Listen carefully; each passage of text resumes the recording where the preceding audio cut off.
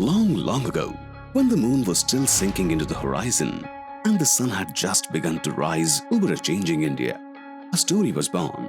It was a sunny day during 1930s when an amazing soul blessed our holy land. During the 1940s period, India stood on the edge of freedom revolution. British rule was fading and freedom was just writing a new chapter for new India. But far from the politics and protests, in a quiet town in Tamil Nadu, a child opened his eyes, not just to see, but to bring change and create new India. His name was Dr. Kombupalayam Komarappa Ramalingam. While the nation fought to free its land, this boy was dreaming of healing it.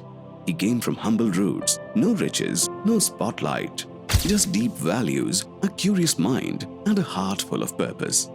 Dark nights didn't dim his fire. In fact, they made it burn brighter. He didn't dream of power.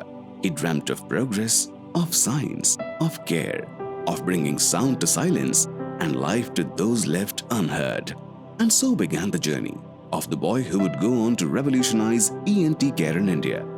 A journey not just of medicine, but of mission.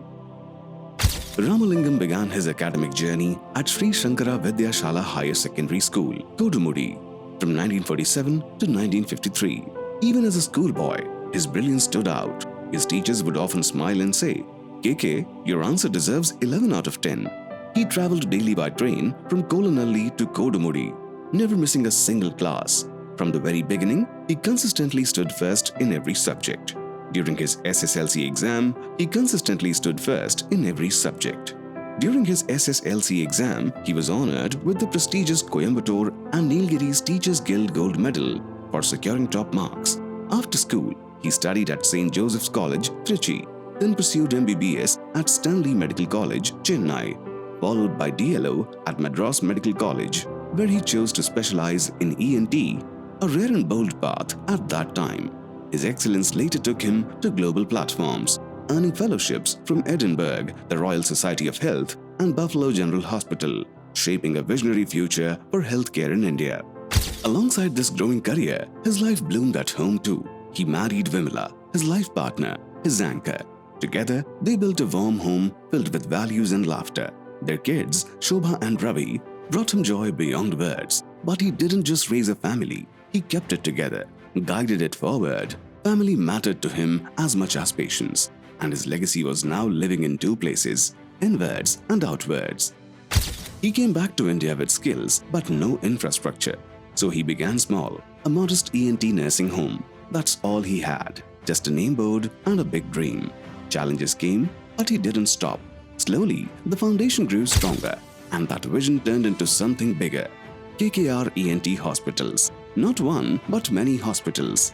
Dr. Kombupalayam Komarappa Ramalingam wasn't just building hospitals, he was building institutions of trust. With every patient he healed, the story grew. The past shaped him, but the future, he was already crafting it, one building, one breakthrough at a time. Though he belonged to Erode, his journey took him across Karur, Gobichettipalayam, and beyond. He explored, practiced, and learned from every place he touched. And yet, after gaining global exposure, he made a conscious choice. He could have stayed back in the US or UK, but he didn't. He came home to serve India, to serve his people, and that made all the difference. One accident almost changed everything. A severe hand injury threatened to end his surgical career. Most would slow down, but he shifted gears. He moved from operation tables to action boards. In fact, he used the challenge to expand. A charitable ENT hospital followed, and free health camps became frequent. For him, problems didn't mean pause, they meant possibilities. He has written a famous book on ear surgery titled Learning Ear Surgery by Temporal Bone Dissection, authored by Dr. KK Ramalingam, which is widely respected and used in ENT medical education. He found new ways to serve, new ways to reach people who had no voice, no hearing.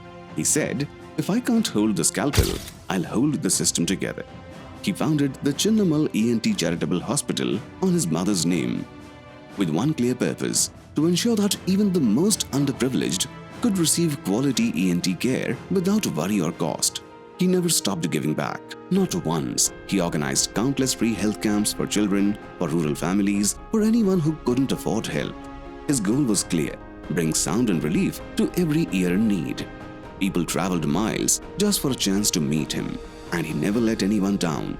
He believed medicine must travel to where the pain lives, and that belief turned into mobile units, outreach programs, school screenings. He made healing accessible. That's how he turned compassion into action. He has 2 children, Dr. Ravi, a skilled ENT expert, and Shobha, a well-renowned dietitian. He celebrated both their weddings with pride, heart, and tradition. Dr. Ramalingam personally mentored Ravi through every stage, from point A to B, then C, preparing him to carry the legacy forward with strength and grace. And then came the next phase, grandfatherhood. His joy grew deeper with his wonderful grandchildren, Rahul, Gautam, and Varun. From gentle advice to playful moments, he remained a guiding force. Proud to see his values continue through generations with love. He was more than a doctor. He was a guide, a teacher, a builder of future doctors. He introduced advanced temporal bone dissection courses and helped surgeons perfect the art of ear surgery. Because of that, many started calling him the father of modern ear surgery, and rightly so. He didn't just teach surgical techniques, he passed on clarity, ethics, and patience. In those classrooms, he didn't just build knowledge, he built responsibility. His goal was simple: make the next generation even better than his own. His work didn't end with patients. He brought surgeons together. A respected leader, he served as president of the Indian ENT Association, and he founded the Indian Society of Otology with 1,500 plus life members. He chaired conferences, hosted endoscopic sinus surgery workshops, and stood at the front lines of medical progress. He believed in sharing, not just opinions, but platforms. He helped create places where ENT doctors could talk, teach, argue, and learn. These weren't events, they were ecosystems, and through it all, he stood like a pillar, always with a mic or a scalpel, sometimes both. He's a celebrated teacher with national and international publications. He authored widely used ENT textbooks. Honored with a Lifetime Achievement Award, his contributions have shaped ENT education across Indian universities. Life wasn't all work. He loved to travel. He went on cruises to Alaska, floated in hot air balloons, and swam with the joy of a child. He believed life must be lived fully, not rushed. He taught us that doctors too deserve to pause, to breathe, to explore. Travel gave him joy, water gave him peace, and experiences gave him stories. He made sure his life was not just long, but wide with people, places, and pure joy. Over the years, you have grown from a sapling to a huge fruitful tree, spreading branches and shade across, while connected to your strong roots of values, staying humble to the ground. Now, he's moving forward, passing on the legacy of ENT to next generation to follow his passion and love for nature. Today, as he turns 90, we don't just celebrate a man, we celebrate decades of purpose. We thank his wife Vimla, his kids, his students, his team of doctors, nurses, and every hand that walked beside him. He's the man of soil, and now, life has beautifully come full circle. Today, he's back to his roots, finding peace on his lush green farm. He spends his days nurturing life, growing plants, raising chickens and goats, and tending to every living being with care.